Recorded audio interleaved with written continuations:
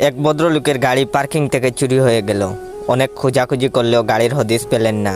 তবে 2 দিন পর হারানো গাড়িটাকে আগের জায়গায় দেখে অবাক। হারানো বাহন ফিরে পেয়ে ভীষণ আনন্দিত হয়ে দৌড়ে গাড়ির কাছে গেলেন।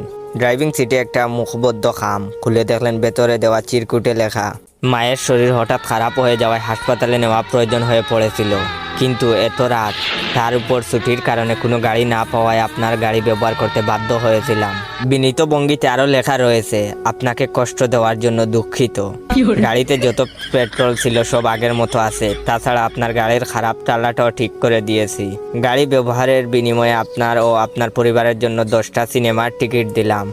এই চিঠির খামের মধ্যেই সেগুলো পাবেন। টিকিটগুলো আগামীকালের নাইট শো। আমি জানি আপনারা বাসার কাজের মেয়ে সহ আপনারা 10 জন। আপনাদের খাবারের জন্য রাখা আছে সিনেমা হলের বিল পরিশোধ, ফুড কোর্টের বাউচার। সিনেমা দেখার পর যা ইচ্ছা খেয়ে নেবেন। সবশেষে আবারও বিনীত অনুরোধ, আমার অনন্য পায় অপরাধের জন্য ক্ষমা করে দিবেন। 40 লাখ টাকা দামি গাড়িটা ফেরত পাওয়ায় পরিবারের সবাই ভীষণ খুশি। পরদিন উপহার পাওয়ার টিকিট নিয়ে চলে সবাই গেল সিনেমা দেখতে।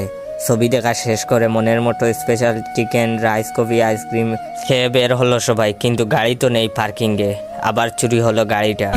উপায় না পেয়ে ট্যাক্সি ডেকে বাড়ি ফিরে তারা দেখলো ফ্ল্যাটের দরজা ভাঙা, ঘরের সব দামি জিনিস, আসবাবপত্র, নগদ টাকা, গয়না চুরি হয়ে গেছে।